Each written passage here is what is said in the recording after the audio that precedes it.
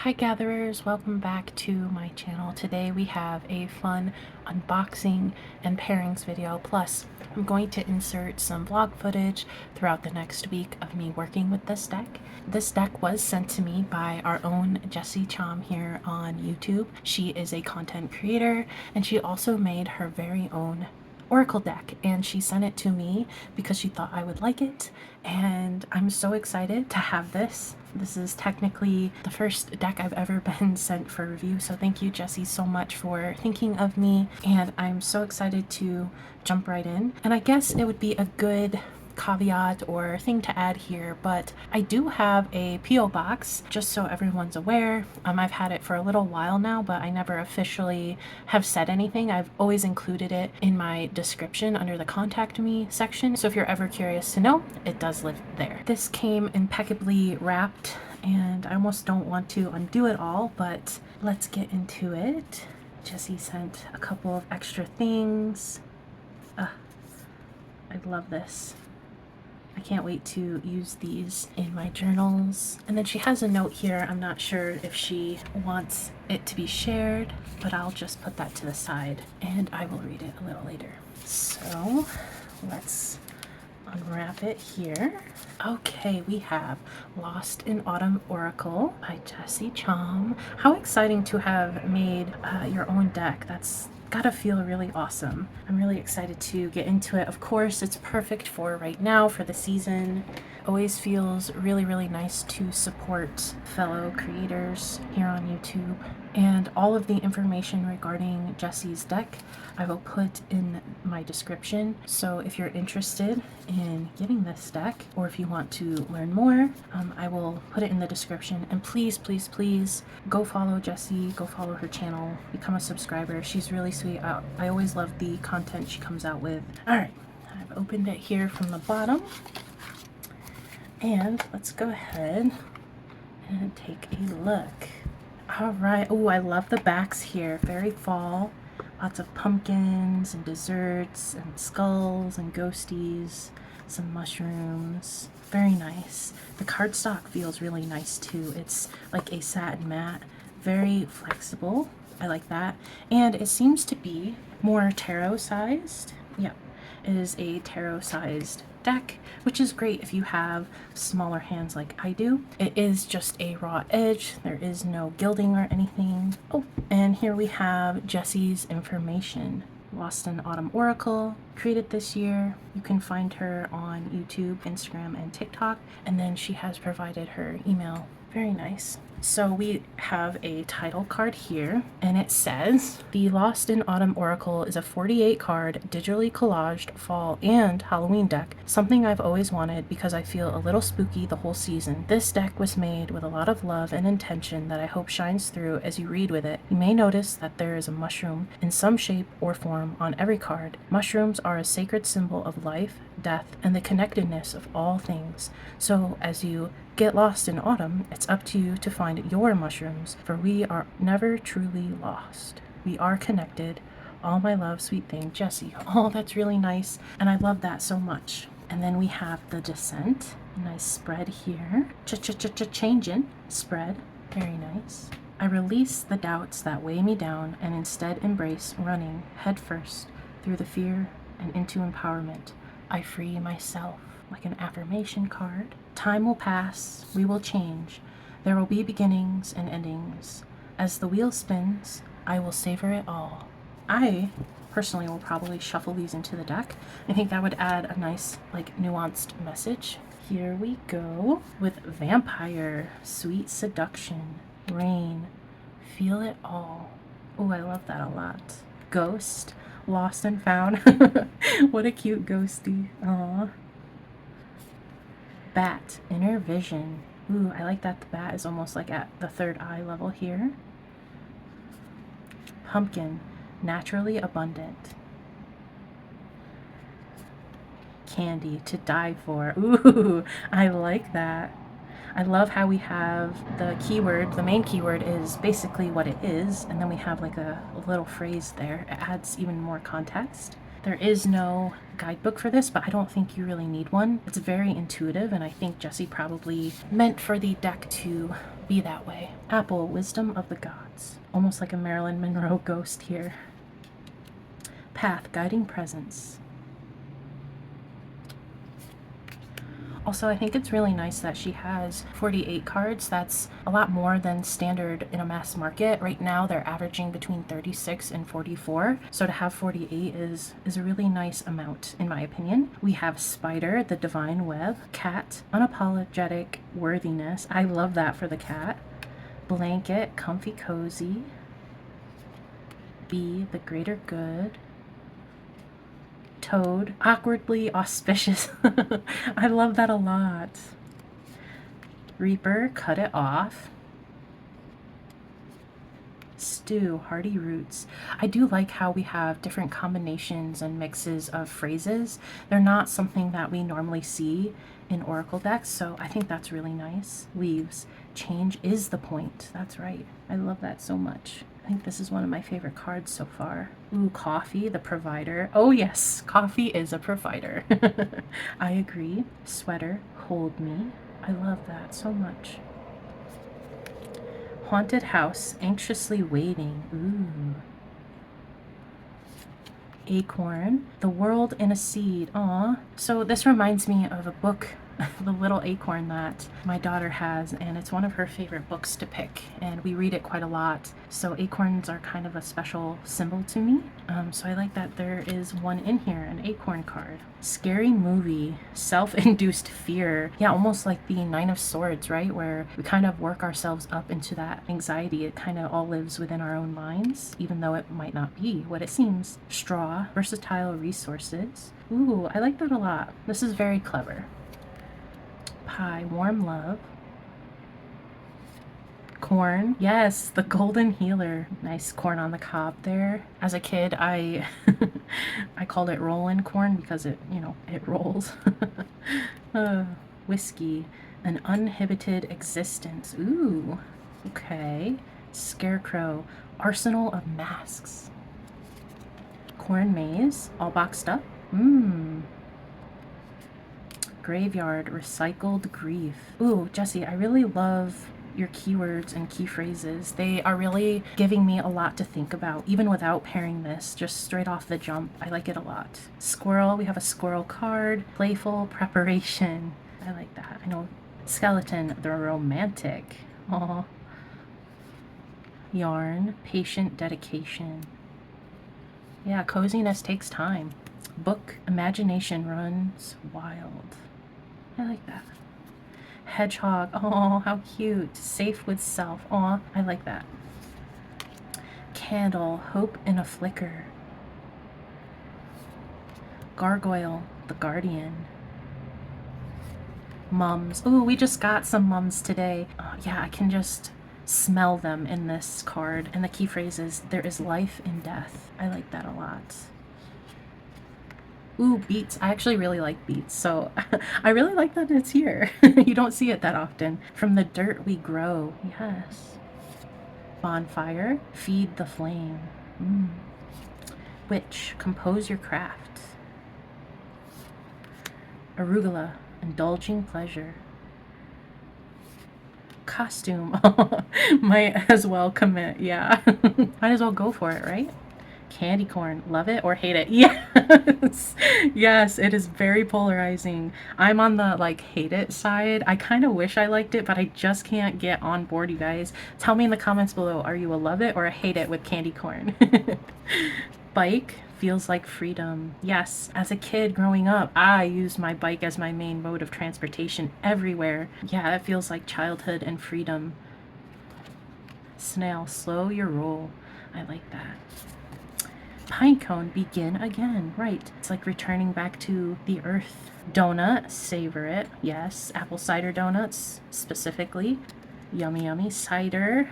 like-hearted souls. We just got our first batch of cider recently, so I'm really excited to have some and try it. I don't know if you guys know it or not, but upstate New York actually is very ripe with apple orchards, so cider is really big around this time of year anyway, locally sourced ones, so I always like to get some throughout the fall season. And our last card here, mud. It's just a little mess. A little mess isn't going to hurt anything. Awesome. Jesse, I think you did wonderful.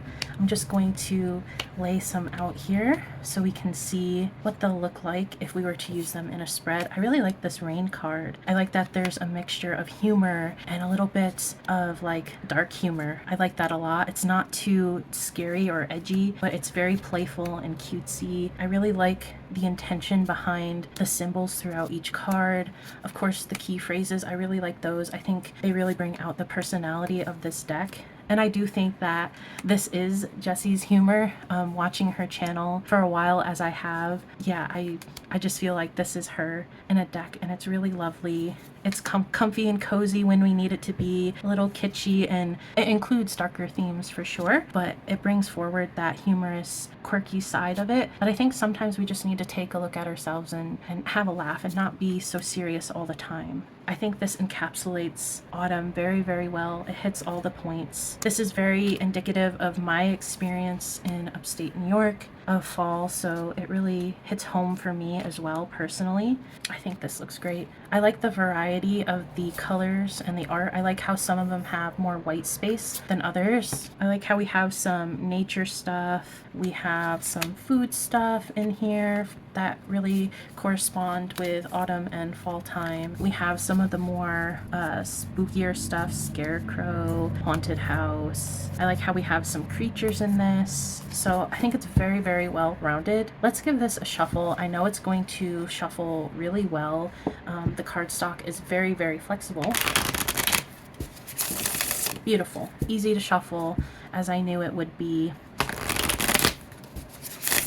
Let's go ahead and I'm going to pull a card for the collective and just see. Whoops. Oh my goodness, I can't believe that just happened. I think that this deck is ready to be worked with. I don't know, what about you guys? That was a little crazy. All right, as I was saying, let's go ahead and pull a card, and just for the collective, see what comes forward. And then I'm going to pull aside some pairings for this deck. And then after the pairings, you're going to see me work with this deck throughout my week. I thought that would be a fun way to interact with the deck, or so you can see what I do when I get a new deck in. What are the things that I do to get to know it? We have Ghost, Lost and Found. I really like this depiction in that it's obviously a kid dressed up as a ghost, but that can be indicative of sometimes we have to put a mask on ourselves. We feel we must do that to fit in, or whatever the case may be. But I really like that this ghost is holding a water bottle. I don't know, it just brings it into everyday life situations. Where are we masking ourselves? Are we doing it consciously or unconsciously? What if we just were fully ourselves for a day? What would happen? Just some things to ponder. And we have candle at the bottom, and then we have blankets at the top. Don't lose hope. Maybe spend some time inward in our comfort zone. Sometimes it's okay to be in our comfort zones, right? We don't always have to be outside of them. Sometimes when we push ourselves too much, we can cross boundaries we didn't even think imaginable, and we can lose ourselves a little bit. So coming back inward to ourselves, getting cozy, lighting a candle, telling the candle our hopes and our dreams and our wishes and our manifestations, divining with the light. You can scry with the light of a candle, the flicker of the candle. Very lovely. So I'm gonna go ahead and browse my collection for some pairs, and then we'll come back and explore them together. Okay, I'm back, and I have pulled 1, 2, 3, 4, 5, 6 tarot and an oracle deck. So let's just hop right into the first one, which naturally I want to try the Happy Halloween Tarot. I have the indie version here, but it is mass market now. These are the backs. How perfect of a match is that? We have Judgment with Vampire, which is Sweet Seduction. Ooh, interesting. bike and the chariot. Love that. Leaves with the 3 of Swords. Changes the point, even when we don't want it to be, even when it hurts. Page of Wands. Candy corn. 3 of Pentacles. Arsenal of Masks. Scarecrow. Ooh. I think aesthetically they go together beautifully. Death. Oh, from the dirt we grow. Wow. Beautiful message. Page of Pentacles. Be the greater good. 10 of Pentacles. Apple. Wisdom of the gods. 9 of Pentacles. Reaper. Cut it off. Oh, some happy pumpkins here. 4 of Cups. Pumpkin naturally abundant. 3 of Cups. Mums. There is life and death. Knight of Pentacles and pie. 4 of Pentacles and coffee. The provider. Ooh, yeah. Sometimes maybe that's why we feel like we have to hold on so tightly. Because we're working hard, we're providing. Temperance with rain. Feel it all. What do you think of this pairing, you guys? I think it goes hand in hand. I think it's absolutely beautiful. Next, let's try it with something not darker per se, but a little bit more serious. But let's try Santa Muerte to see if it can bring out a more serious side. What do you guys think? 9 of Cups with rain. Feel it all. Yes, all the emotions. 5 of Pentacles and arugula. Indulging pleasure. Interesting. The Tower with costume. Might as well commit, right? Might as well just start from the ground up. 10 of Wands. Oh, and Pinecone Begin Again. I think that's a great pair. Very thematic. Queen of Pentacles with bats and inner vision. And I love that she's kind of looking up at this tree. That vision of hard work, dedication. Where do you see your success? Where do you want to go? We have Mud with the Ace of Swords. It's just a little mess. Ace of Cups with the cat. Unapologetic worthiness. Yes, I love that. That's so good. 3 of Swords with corn. The Golden Healer. Wow. Yeah, some healing is needed. And I like how the yellows match up here. King of Pentacles with Gargoyle and the Guardian, where he's literally holding on to his treasure here. The Devil. Self-induced fear. All right. I think I'm really surprised by this one. I will definitely pair these in the future. The next deck, I don't know why, I just felt called to give it a try, but the Tarot de Carlotides. I don't know, this deck can be quite quirky, so I just thought it might match the quirk of the Oracle a little bit. 3 of Wands. Imagination runs wild. Right, I think this is calling upon us to go from imagining it to planning it and doing it. Call to action, if you will. Squirrel, playful, preparation, and Ace of Swords. Yeah, I feel like the swords or the ace is probably very well matched for preparation. Getting ready. Queen of Pentacles with Donut and Savor It. I think that's a great pair. 6 of Pentacles with Spider, the Divine Web. Give and take, the interconnectedness of it. What we give shall return in ways we don't even understand sometimes. We have 4 of Wands with Skeleton the Romantic. I think that's very fitting. I like that a lot. King of Swords and Hedgehog, safe with self. That self-assuredness that the king has to have. Queen of Cups, Haunted House, anxiously waiting. Yeah, sometimes I feel like we can get very much wrapped up in our anxious tendencies. I also like how the queen is standing in front of some of these buildings, and we have the house here in this, so you could definitely pull things out. 2 of Pentacles with Recycled Grief. Wow. Yeah, patterns and balance. Had a cat interruption there, sorry. So patterns and balance, and striking like the perfection of trying to do it all, trying to balance it all is really hard. And sometimes we can get stuck in those cycles, right? But it looks like all she has to do is, I don't know, maybe set one of these things down, unravel. 4 of Pentacles. I feel like we've gotten a lot of Pentacles. We have Four of Pentacles with stew, hardy roots. Ooh, and I love how there's a tree in this, very rooted, almost too rooted, right? Where the tree isn't really bearing too much fruit. All right, and one more here. Ten of Pentacles with sweater and hold me, seeking that solace within our families, within ourselves, feeling at home in our own skin. I think this one surprised me too. I think that my thought about the quirk factor kind of going with one another really worked out. I'm very surprised by this one. Okay, next I wanted to try Tarot of Oneness. I thought that since in this oracle there are not a lot of people at all, and of course all we see from Tarot of Oneness are hands or feet, I don't know, I just thought that that perspective would do really well. So we have Two of Cups with blanket and comfy cozy. Very nice. Ten of Wands, an acorn, the world in a seed. Oh my gosh, this, we're making it out more than what it is. It's heavier than it needs to be. Embodiment of Cups, candle, hope in a flicker.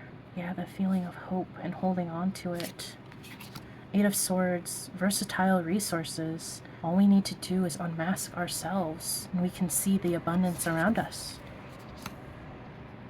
Awakening with candy to die for. Interesting. Oh, and here's a look at the backs together. The High Priestess with an uninhibited existence. I kind of like that. Seven of Wands with cider, like-hearted souls. Ooh, maybe we have more in common than we think we do. We're here trying to survive, but we share something in common with things that might seem unlikely. What are they? Maybe that's the key. Inspiration of Pentacles, ghosts lost and found. Ace of Wands, and Witch, compose your craft. And you know, Wands is all about our passions, our creativity, our fire, what feeds our soul. I really love the color stories happening between these cards. It's almost specifically within these two. We have like the gecko or chameleon or whatever this creature is. We have some green with the leaves, and the background is green. There's some orange here, orange going through her, orange light. We have a candle, which matches with, to me, fire and the wands. I like that a lot. The Fool, corn maze all boxed up. Ooh, maybe we're thinking too much. Maybe we just need to take that leap. We're in our heads too much, maybe. Just start, just take that first step. Just go for it, right? Five of Pentacles with path, guiding presence. Ooh, and I love how this is a path and we have feet here. And we don't know the abundance that's waiting for us. This tree might be losing its leaves due to fall, but that also means we're in a time of harvest, right? Where can we find that? Where can we find those pieces of abundance? It might not be the obvious choice. We might have to look behind us and see what's casting this glow, this shadow. Wheel of Fortune with bonfire and feed the flame. So I think what's really nice about this specific pair, again, is that there isn't really a human presence there. What I think it does from this little highlight here is it enhances the getting lost into the cards, looking at them in a different way versus relying on the people showing what the card is about. I think it just enhances that ability to go within the card, to pathwork it a little bit, to not seek out the obvious meaning. Next we have Earth Child. I was just very curious to see, because this has a gentle side to it, and this deck does as well. We saw that it pairs with Santa Muerte, something that can be taken a little bit more seriously. It checks the box with that. It checks the box with matching quirkiness with the Tarot de Carlotides. And then it checks the box with the Happy Halloween Tarot and matching in cuteness. It also matches with the Tarot of Oneness in being a little bit more expansive in ways. So let's see how it does with a gentler type of deck, because there is gentleness in here, and I'll probably have to shuffle these up here. Let me go ahead and do that quickly. I'll keep these, I think there's 3 or 4 cards left on top, and then refresh the deck. So we have Snail, slow your roll with the Ace of Pentacles. Right, this is going to be the path that's going to take longer, but in the end might be more fruitful for us. As hard as that can be sometimes. I know we want quick answers, quick results, but sometimes we're on the slower path, and that's okay. Lovers here with yarn, patient dedication. Yes. Yeah. The Chariot with candy corn, love it or hate it. Very interesting. The Eight of Cups with whiskey, an uninhibited existence. Ooh, and maybe that's why we're choosing.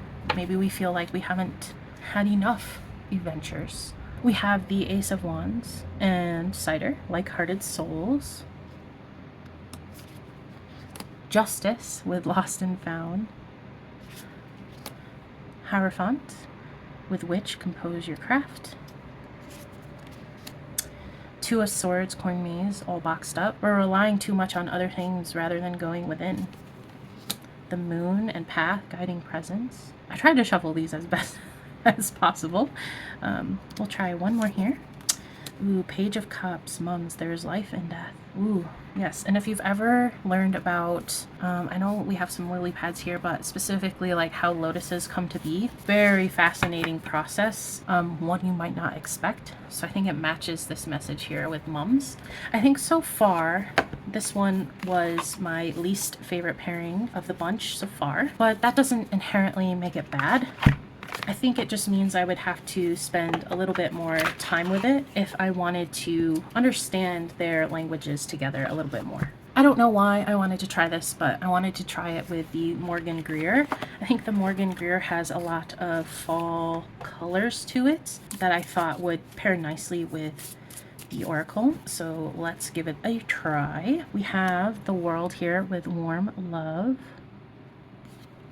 Queen of Cups with Coffee, the Provider. I love that there's cups here and even the little skull holding a coffee cup on the mug. I like that a lot. The Hanged Man. Ooh, Rain, feel it all. Yeah, taking that moment, that pause to actually feel the things that we've been through, to process them, to think about them, not just go, go, go all the time and be passive. We can't ignore everything all the time. We have the Eight of Wands with Indulging Pleasure. I think that's a good match there. Oh, and here are the backs together. I keep forgetting to show that. Queen of Swords with Cat. I think that's a great match as it is. Unapologetic Worthiness. Yeah, I think the Queen of Swords is pretty ruthless about being unapologetic in everything she does, but especially concerning her self-worth. We have the Magician here with Corn, the Golden Healer. I love the yellows and the reds going on. It's a very good match. We have like a plate here on a table. We have a table here. There's a lot you could piece out together from that. Two of Swords with Gargoyle, the Guardian. Are we being too guarded, perhaps? That we are just in a standstill with ourselves? Are we not guarding our peace enough? Our inner peace, maybe? And I like how there's a moon, setting sun here. High Priestess, self-induced fear. Yeah, what's hidden beneath? What are we self-inducing that we don't even realize? Kind of more of that shadow work. And we'll do our last one with Three of Cups and Toad, awkwardly auspicious. And last but not least, I have my other oracle I wanted to try this with. And this one you have been seeing me use a lot, but I'm not going to be apologetic about it. That is the Coastal Curiosities. This is a real and true deck that I am working with at the moment, one that I'm pulling out for everything. And I don't want to, apologize for doing that. There are some decks that we work with for longer than others, and the Coastal Curiosities is just super versatile. I'm really having fun experimenting with it, placing it alongside other decks, because this has its own personality in its own right. But when paired up with different decks, as you saw, I've paired it with the Hush Tarot, and with that it's a little bit more serious and somber, and it's trying to guide the Hush Tarot more practically speaking. And paired with other decks, it brings forward something else, a different theme or message. So it's very versatile. I think pairing it with Folkloric Forest, which is by the same creator, it almost brings forward that more naturalistic, the nature piece of this deck a little bit more. And there's a lot of nature in this deck. It feels almost like a field guide in a way when pairing it alongside with that. Yeah, there's so many more examples that I could give. It kind of alters what it needs to be with each and every deck, and it kind of fills the gap, and I've been loving it. So let's try these together. Now, I don't know if I would use these alone as a reading. I would definitely have tarot in the mix and do something more patchworky, but let's just see how this goes. We have Apple, Wisdom of the Gods with Break. Maybe we need to break some cycles. Memory, ooh, with the Reaper and cut it off. Yeah, sometimes memories don't serve us well. Pumpkin with Stillness, naturally abundant. Maybe taking a pause to be steeped in that abundance, to appreciate it, to just live it for a moment. Breathing Room. Here are the backs. Robust with skeleton and the romantic. Maybe too much. Too much romance, too much clinginess, maybe. Admire, aw, hedgehog, safe with self. I love that. To admire yourself, to feel safe. Haunted house, anxiously waiting with wonder. I like how the purples kind of match up here. Endurance, might as well commit. Yeah, we're gonna be in it for the long haul. Pinecone, begin again, observe. Ooh, yeah, taking stock of this time that we're beginning again. What can we do differently? What did we learn from last time? What did we observe? Ooh, Scout with Bat, Inner Vision. I love this pairing. I like it a lot, and I think it would look good in a patchwork style spread for sure. All right, you guys, that was it for the walkthrough portion of this video. The next few clips, you're going to see me working with this deck to kind of see it in action. Again, I implore you to please subscribe to Jessie's channel. I really, really like her videos. She deserves so many more subscribers than what she has. As I was describing earlier, this hits home for me. A lot of these cards are how I grew up in fall time, and it just reminds me of that, and it feels very homey to me, and I like that. I've been kind of seeking that as I go deeply into my ancestry work. That feeling of home is, that definition is shifting and it's changing for me. I'm super excited to now put it into like practical application and show you guys along through my week of working with it. So stay tuned for that. I think it'll be really great. And again, let's support Jessie. Everything you need to know will be down in the description.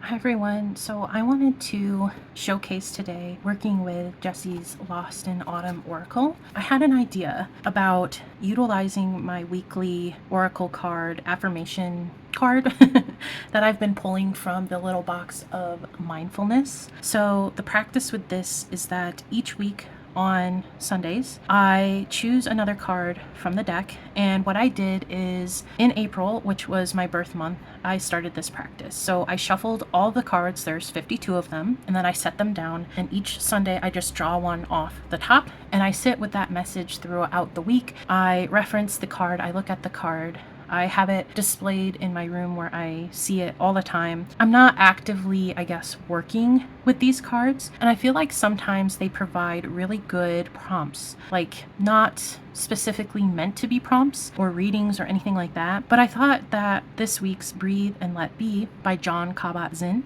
I thought this would be a nice way to showcase how you can do a reading, a very simple reading, in an unconventional kind of way, or at least an unconventional idea. So what I'm going to be doing is I'm going to pull one card from the Lost in Autumn Oracle for Breathe. So breathing in is an inhalation. So what is it I need to intake? And on the exhale, what do I need to let be? So I'm going to pull one card for something I need to intake, to bring in, and then a card on releasing and letting it be, letting it go.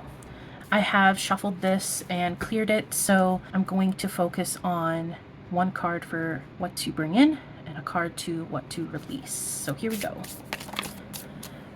Right away we have this card for bringing in, and then let's get a card for something that I need to be releasing. And of course I might be doing this through the lens of a reading for myself, but I always, when I showcase things like this, it's also for the collective, so please take what resonates and leave the rest. So one thing I have noticed with this deck is it's very chatty, and I always get flyers from it. I never have a problem asking it for cards, so that's just something right off the bat that I've noticed. It's very eager to be worked with, to be put down in a reading, to intake, to let in, to breathe in. We have candy, to die for. I think this is really interesting because I've been in a spot mentally in the past week where something really, really nice happened, something very sweet happened, and yet my mind still went negatively. Almost that mindset, that disaster thinking. And a few Fridays ago, I posted about it on Instagram through a daily draw spread. And I talked a little bit about how I was having that mindset of disaster thinking, even though something really, really awesome happened. I don't know, I think this card is a reminder to me to indulge in the sweetness of that. Why not? Why disaster think? Why even go down that route? Something really awesome and positive happened, and it is okay to celebrate that. I think I've been reliving a lot of my workplace trauma in the fact that last year around this time, I lost my job. It wasn't something that was planned or that I knew about. It was unforeseen. Changes were happening within the company, and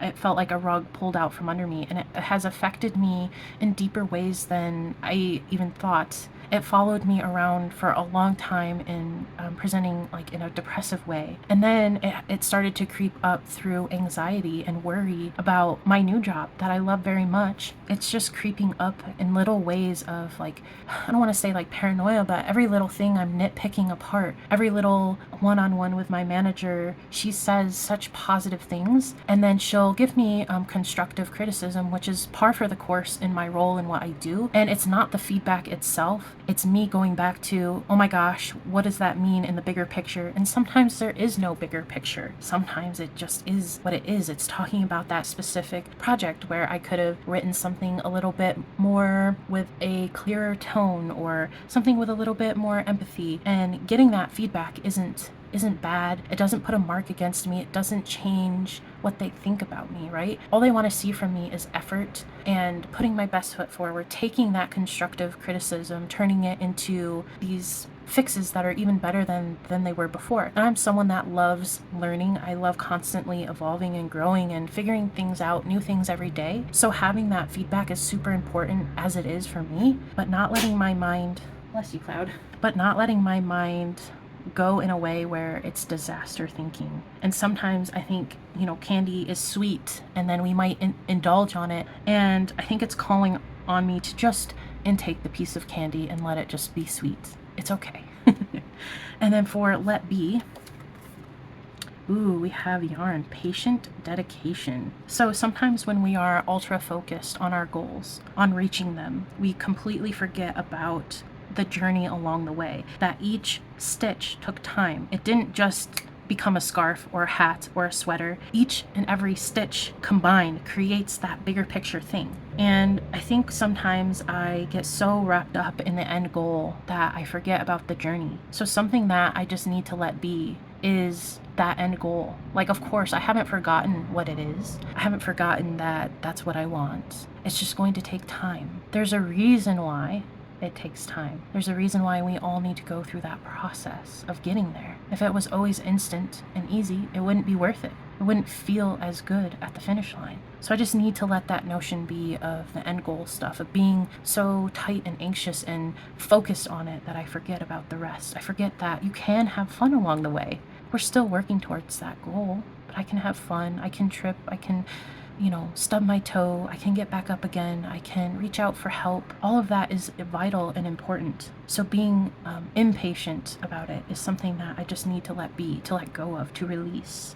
Are you guys experiencing something similar? Did this message resonate with you as well? I hope it was able to help if it did. And I will see you in a few seconds, I guess, on Tarot Tube Land here, but tomorrow for another practice with the Lost in Autumn Oracle. Welcome back, everyone. Today we are going to be doing one of the spreads that came in the deck, and we have the descent. So we have surface, beneath, deeper, and core. And also I wanted to provide some pit stops along the way with the coastal curiosities. This is one of the decks that I featured in the pairings that you probably have just seen not too long ago, since this is all in the same video. But I just wanted to give Jessie's spread a try here. It came with the deck, so we might as well. I have already shuffled, picked the cards, and what I did this time, which is a little bit different than how I normally choose cards, is I shuffled the deck, and then when I felt it was done, I didn't ask for jumpers, or I didn't accept them or take, the rogue cards that kind of split off like that.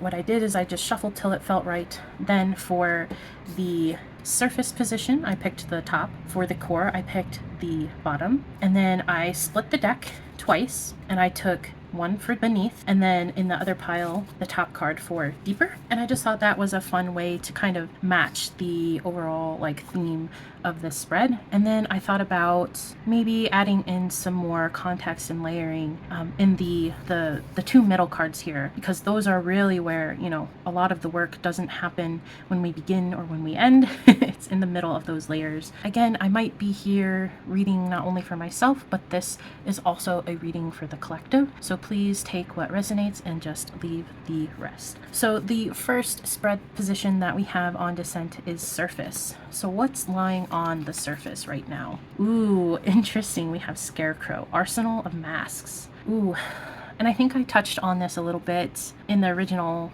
flip through with the, oh gosh, it was the ghost card. I can't remember the key phrase for it. Oh, lost and found. But sometimes we can be putting on masks to get through our day.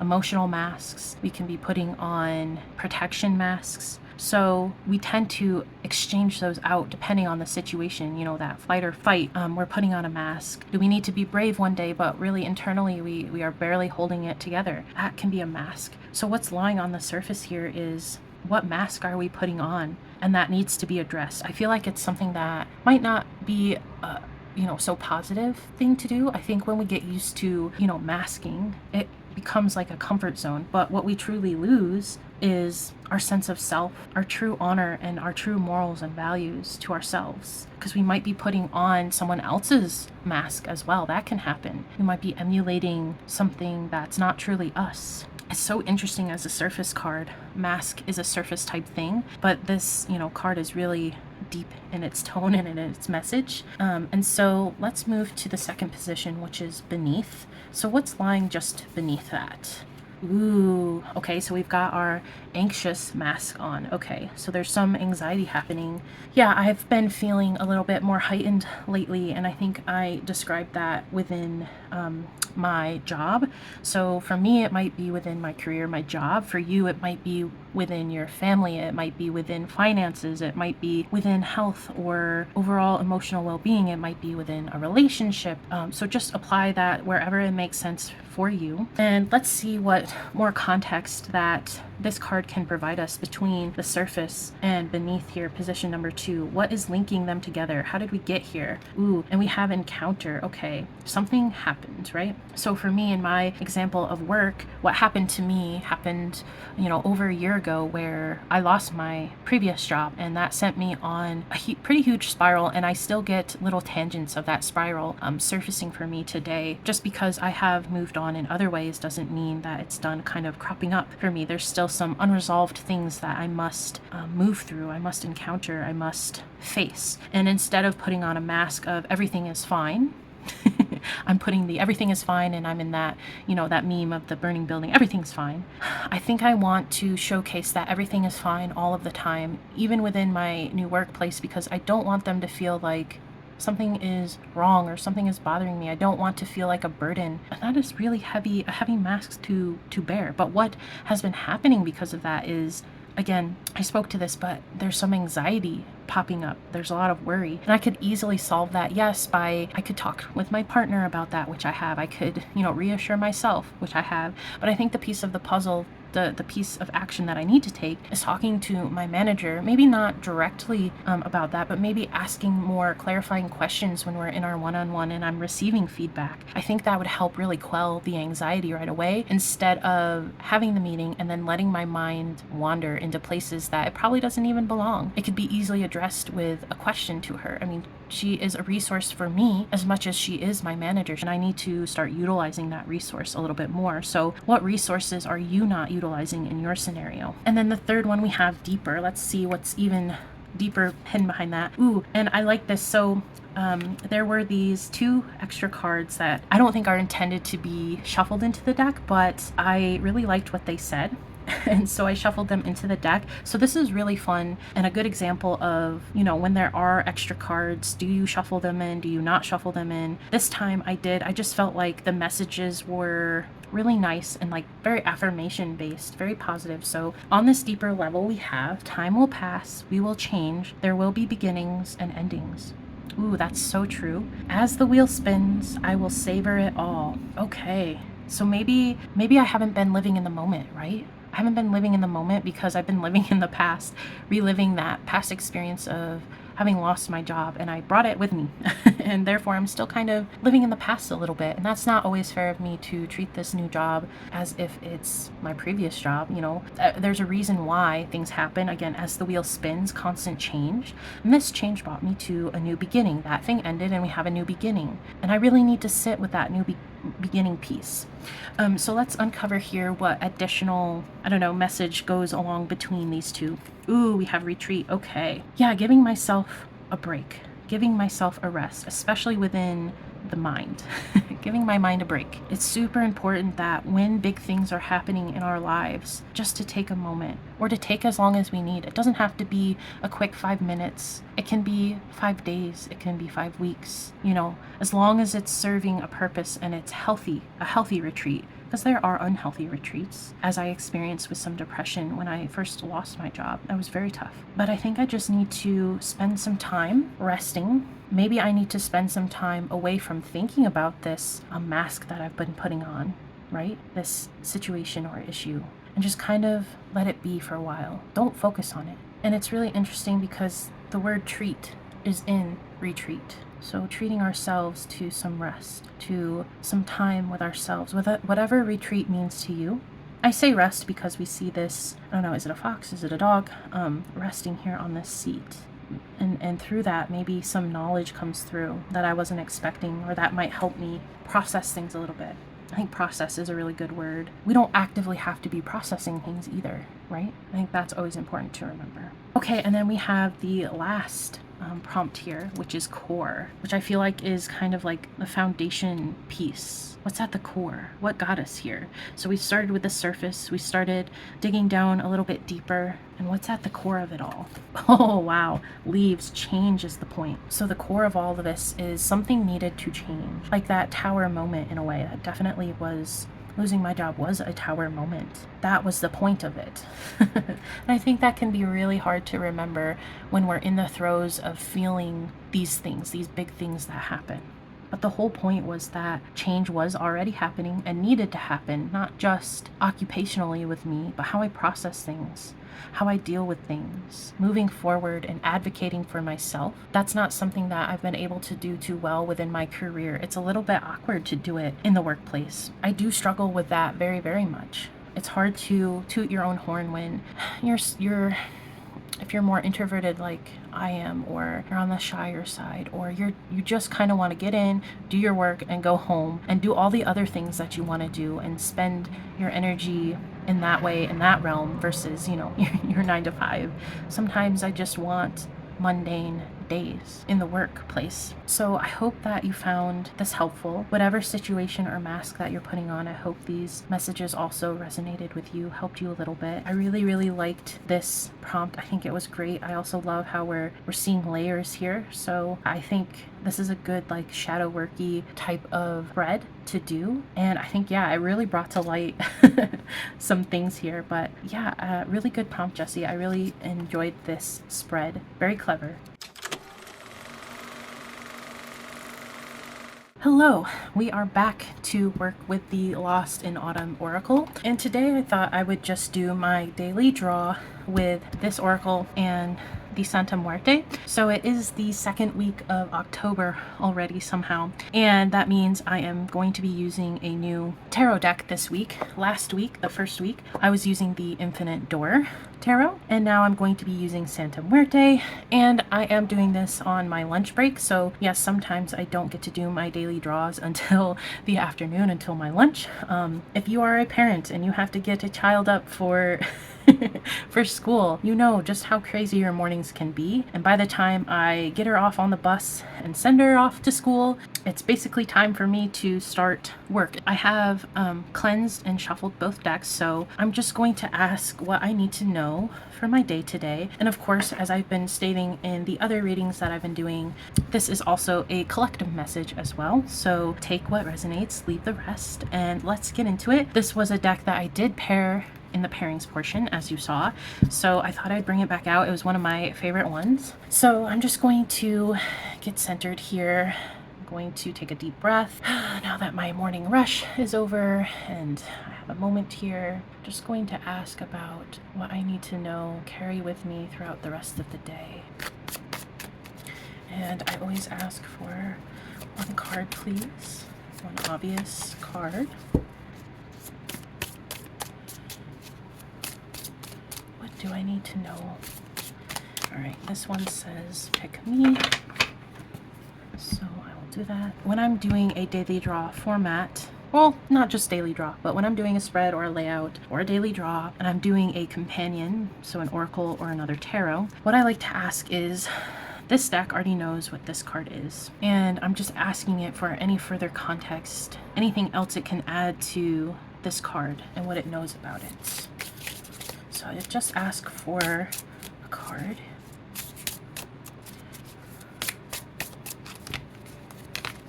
And this one feels right. So we have the 5 of Wands, and we have slow your roll. Okay. Ooh. So in this picture here, in the 5 of Wands, he's already struck his match. He's lit it and he's ready to go, ready to burn the place down or light the candle or whatever it may be. But maybe that's not the answer. Maybe that's not the right way to approach it. I think sometimes, especially within the wand suit, there's a practicality that doesn't always come through. Passion is quite hot and fast and not always thought through or practical. And snail energy is very, very grounded. It's very rooted. So before we light the candle, we throw the match to start the fire. I think we need to take a step back. Sometimes I think I can be quite reactionary. And trying to be a mom specifically is a very interesting role. You put aside not only yourself, but you also are anticipating the needs of others, of your children, and sometimes even of your partner, right? You are always in 5 steps ahead mode. It's not just that you get to leave the door to go to soccer practice. It's we have to get the shin guards on and the socks, and we have to, now in the season that we're in, we have to bring a jacket. Do we do long sleeves? Do we do short sleeves? Does she have her water bottle? I have to put her hair up. Have we had dinner? I have to make dinner before we go because it's practically bedtime by the time soccer practice is done, and we need to be prepared for that. Do we have the chairs to sit in? Because we need to bring chairs with us. Just piecing together 8 steps ahead before we even get out the door, everything that we need, everything that we have to be prepared for. And sometimes I miss out on the enjoyment of practice, of just being there, of watching her. I mean, I guess by the time we get there and everything is settled, I do get to enjoy some of it. But then, somewhere halfway through the practice, I'm like, okay, after we get done with practice, we got to go home and she's got to have a shower and I have to, put together her lunch, her snack for school the next day, and make sure her backpack, I looked through her folder and her teacher doesn't have anything, or she doesn't need anything to bring back with her. Is at library tomorrow and she has to bring back her library book so it's not overdue or late. I go into like practical mode all of the time, being 10 steps ahead. And I think this is a huge call to action for me, because in ways when I'm doing that, I'm rapid fire thinking. And I've been seeing videos, like shorts on this about, especially within the shoulders, being really hunched up and people mindfully taking stock of when that's happening and dropping their shoulders, dropping that tension, that anxiety. Why do we need to brush our teeth at lightning speed, right? Why do we need to get in there so vigorously? 2 minutes of brushing teeth is 2 minutes of brushing teeth. It doesn't matter if you go slower or if you go faster, right? We're still going to be doing it for the same amount of time. My teeth are still going to get clean if I brush them a little bit gentler, a little bit slower. In fact, they might even get cleaner if I do that, right? Taking a step back, noticing my body language, dropping my shoulders, unclenching my jaw. That's a big one too. My posture is awful. So sitting up straight and keeping my head aligned with my spine, not being so hunched, and having my shoulders forward in that hunched position. Just taking stock of things, slowing down. It's okay to forget the lawn chairs. We can sit in the car and watch. We can sit on the ground on a blanket. Just slowing down and taking stock of what's ahead of us, not just lighting a match and throwing it all on fire. Maybe we just meant to light a candle and we lit more than what we wanted to, right? Because we weren't being intentional. We weren't slowing down. So I just want to take a peek here at the guidebook for the 5 of Wands, and this is something that is normal to do and something that I often reference. Even when I intuitively read a card, I always like to just check. I'm very curious minded, so yeah, I just just like to see if there's any other context that's sometimes in the guidebook that could also add to the message. If I can find the wands, that would be really great. Okay, so I'm just going to read the intro here about wands in general. So the creative sexual center, to do, the flame. The wands represent creative and sexual energy, desire, instinct, the energetic creative flame or imagination. They represent the vital and the audacious impulse to action, right, impulsive and action, to intervention and the modification of reality, just as our will gives us order in a dynamic and propositional manner. Red is the color that identifies these cards, while the pelvis and the inguinal area, sorry if I if I botched that, parts of the body corresponding with this suit. So that's just an overview for you there. I think that matches beautifully to what I was saying. And then we have the 5. The spark of a new desire prepares to blaze into a new adventure, a new activity, just as something unexpected and positive on which to focus will bring about new projects and successes. If reversed, the situation will become difficult and controversies, doubts, losses, and aggressive competition could present themselves. The advice of the dead: be clear about the actual situation in order to choose the most honest way in which to face a new and brilliant project. Okay, so that's definitely talking about, I don't know, a sense of projects, kind of more like traditional, creativity sense, but also I'm reading this in context to my daily life. So what's important for me is to just slow down all of the to-do lists that I have to do in my mind. And if something doesn't get done that day, or maybe I need to go through my list and pick those things that they can be done a different day. What is a priority versus a nice to have, a nice to be done? And separating those and making smaller lists so that I can be more present. I can slow down and just also live my life. I think that's important, right? I'm living a life too. I'm not just here as, this is like the difficulties that parenthood that you go through as a parent, because you are also a person as well. You are not just a vessel of comfort. You are not just needed. You are not just an ATM. You are not just a voice of authority, of guidance, from shuffling from one place to the next. We are all more than that. And sometimes it's really hard as a parent to separate you from that. That is definitely part of you. Being a parent is part of you, but there's this whole other side that's important to address and spend time with as well. And I think we can do that if we slow our roll a little bit. So thank you for joining me here on my daily draw during my lunch break, which is life and happens sometimes. And I hope you were able to also get a message out of this. What's something that you need to slow down within the wands and the creative space? It's good to have fiery passion, but we also want the long game of it too, right? So this is bringing in that more pentacle earth side. How can we strike longevity, not just one little match and it's done? It's fizzled out. We don't want burnout. See you guys tomorrow. Hello, and we're back. So for today's little working with this deck thing that I wanted to do, I wanted to do a deck interview spread with this.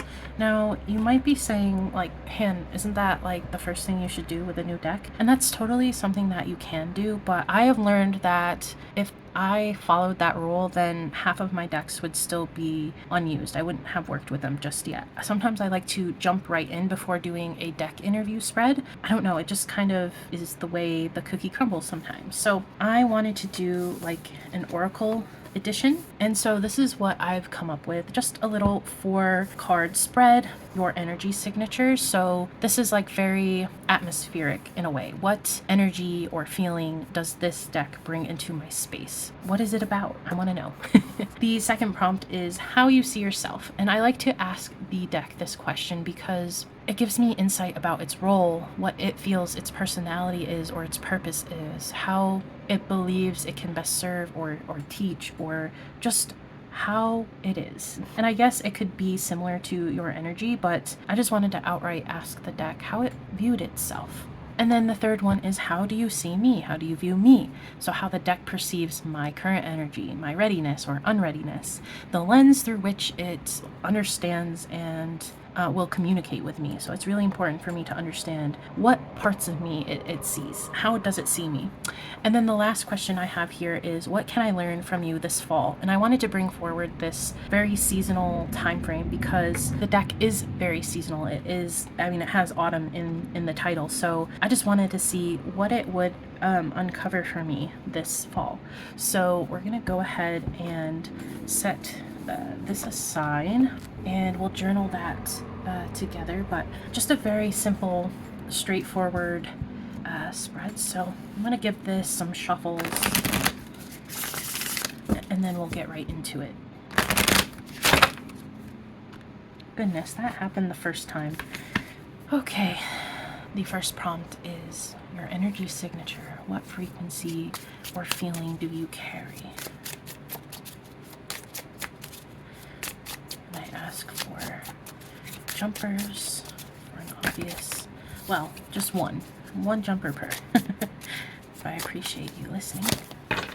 Next is, how do you see yourself? How do you view yourself? Okay. And how do you see me? Boop. All right, we'll accept 2 for that. And then lastly, what can I learn from you this fall? The core lesson.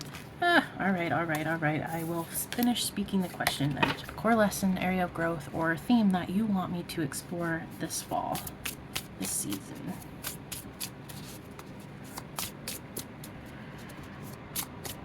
What can I learn from you in that regard? Okay. We have for our energy signature. Ooh, stew, hearty roots. Ooh, I love that. I'm gonna get out my journal.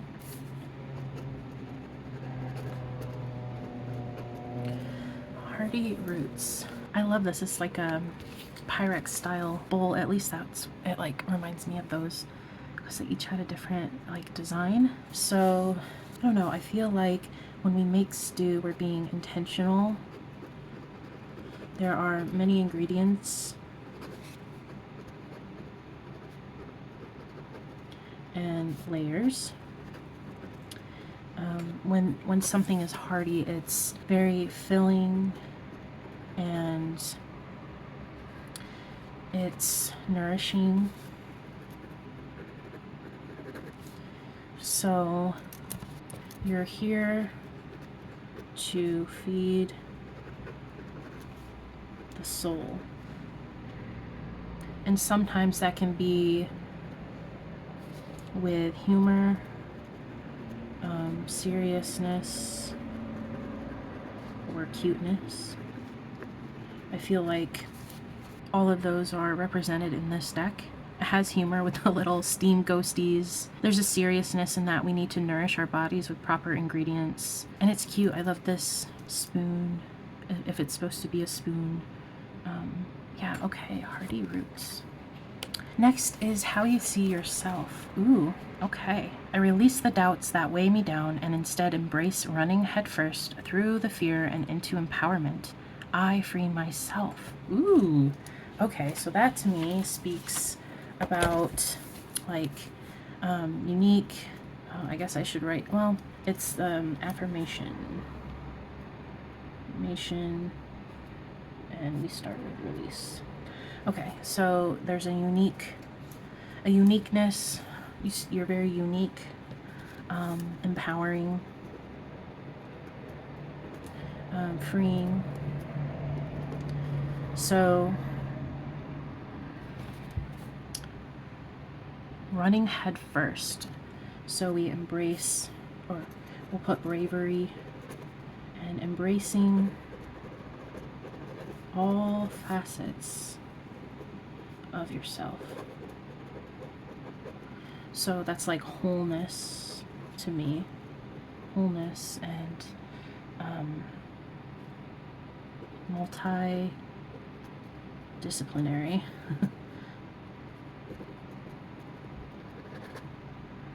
Like the magician, right? He has all of his tools at the ready. Sometimes a little bit of this is needed versus a little bit of that. Very cool.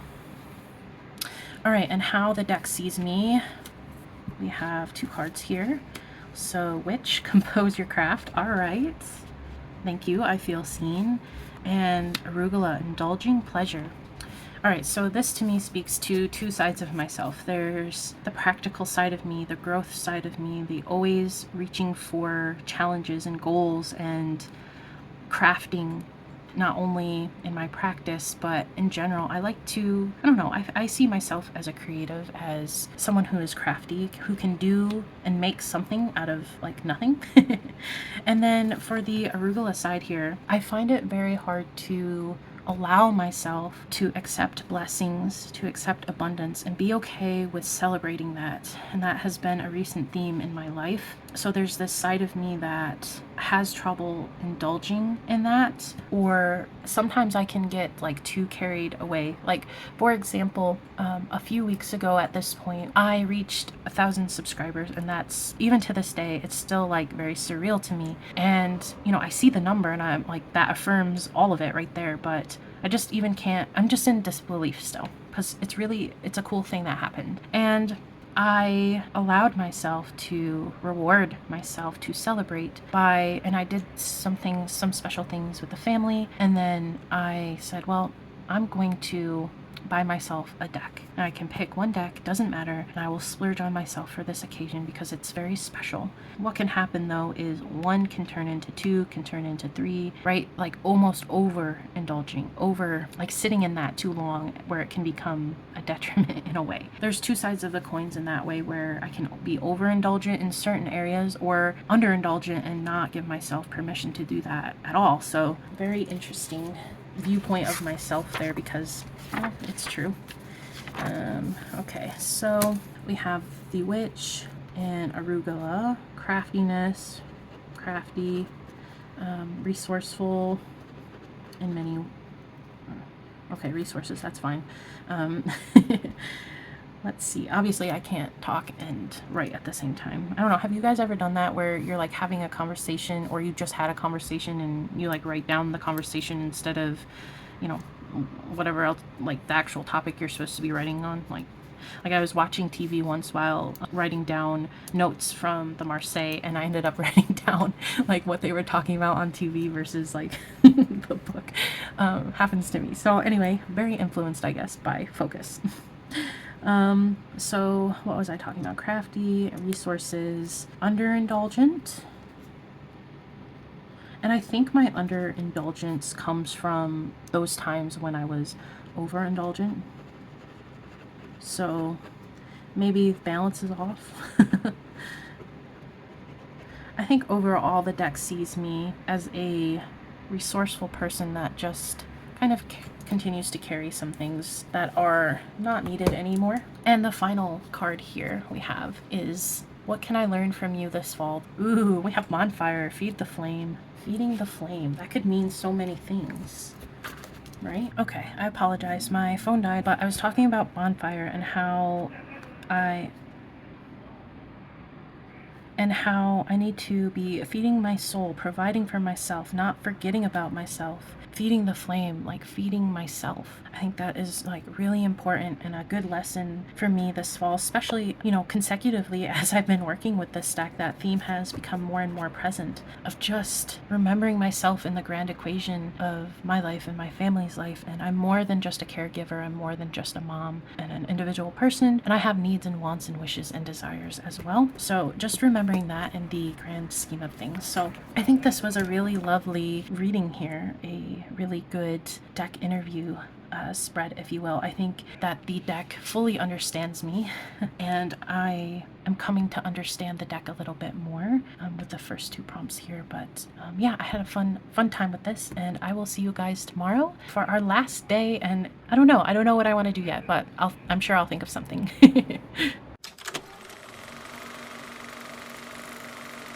Hi everyone. Very impromptu here, but happy Friday.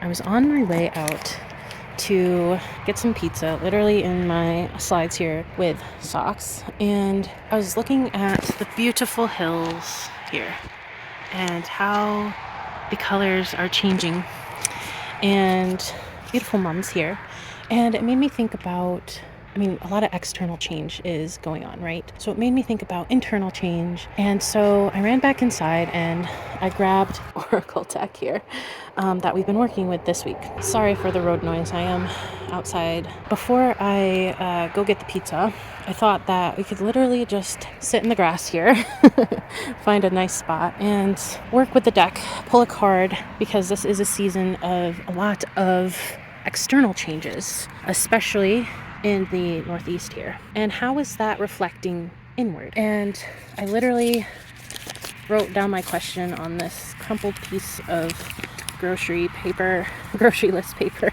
because I didn't want to lose my thought. But my question is, what is shifting within me right now that needs to be acknowledged? So I'm going to go ahead and shuffle the deck up, and we're going to pick a card and think on it. Again, I'm so sorry for the noise, but this is impromptu. I wanted to do it outside, so we're just rolling with it. Why not? Okay, I went ahead and I shuffled, and I did get a jumper, but I just placed it on top here and I haven't seen it yet. So the card that we got, and again, the question is, what is shifting within me right now that needs to be acknowledged? And the card is oh my gosh, mums, there is life and death. And death is about cycles and a rebirth and renewal and entering a new season of our lives. Change is happening. New cycles. With death comes new cycles. What a great way to round out working with this deck this week. Literally coming outside, showing you one of my mums and then pulling this card. I mean, come on. It's so crazy. I love tarot and oracle so much. And not just because of the synchronicities, but for paying attention to my inner self. Good evening. I realized that I did not end my video or close it in a really nice and neat way. So I'm back tonight for one more time working with the Lost in Autumn Oracle within this video. So I hope you've liked everything so far. I thought it was really fitting to wrap this up with a nightly routine here, my nightly pulls. We are literally on my bed here, which is normally where I do my nightly pulls. And I have been loving the shamanic healing cards at night. Up until recently, I was using this deck along with the Magical Creatures Tarot, but I swapped in the Morgan Greer, which is in this bag, and Lost in Autumn Oracle a couple times, and I've really liked how the messages have been mingling with one another. So let's go ahead and do my nighttime drawing. All I do is ask for a message before I close my day and go to sleep. So I'm going to go ahead, cleanse and shuffle, and pick one from each, and we'll be right back. Okay, so I've gone ahead and shuffled and have cards at the ready. I'm going to go ahead and flip them over now and give them a read. So we have New Beginnings. I'm sorry about the lighting. It's just farther from the light right now on my bed, but New Beginnings for Shamanic Healing, Rain, Feel It All, and we have the Nine of Swords.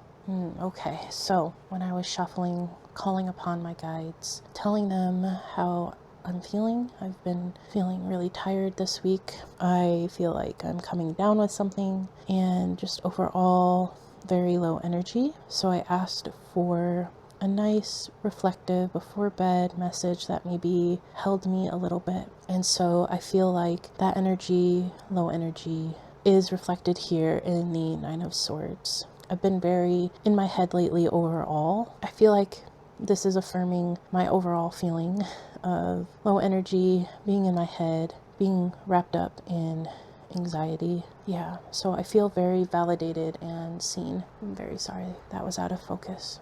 Then Rain, Feel It All. I feel like this is just kind of inviting me to acknowledge those feelings, to let the rain come. And rain is very nourishing. Rain at this point of the year is very cold though, so I might need a little bit extra protection from the coldness, but it's just saying not to squander those feelings, not to push them down, just to acknowledge them while they're here, because they're not here to stay. The storm will pass. And then New Beginnings, what does rain do? It nourishes the earth. It nourishes our plants and our animals, human life, all life, Mother Earth, and it makes way for new beginnings. I really like how there's raindrops in this card as well, but down here towards the bottom you can see everything is ready for a new growth. So I'm going to pull out the guidebook for shamanic healing and see if there's anything additional from the actual message here that I need to intake for me at this moment. So number 2, new beginnings. Water, emotion, energy, all life affirming and life giving. Patience is the key. Once the deluge of emotion passes, right here, as I was speaking to earlier, you will see that left in its wake is a wondrous new day, a rainbow of possibilities. Do not get attached to the emotions that surround this situation. This will only attach your identification with the emotion itself, giving it more power and hindering the release, so that the door to your new beginning will not open.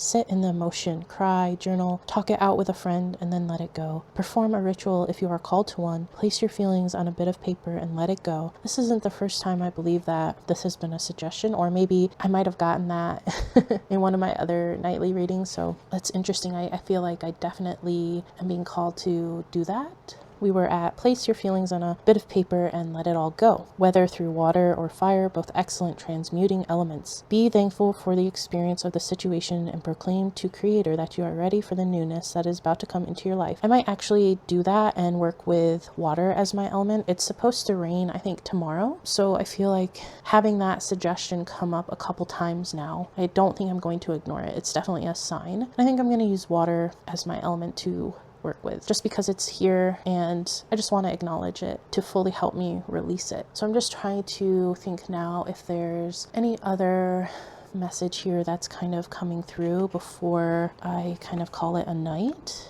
I'm not quite sure. Just to really sit with those feelings of, I think I have a lot wrapped up in this here. So just really having that journaling session, writing that paper, sitting with things, because I am definitely ready to not feel like this.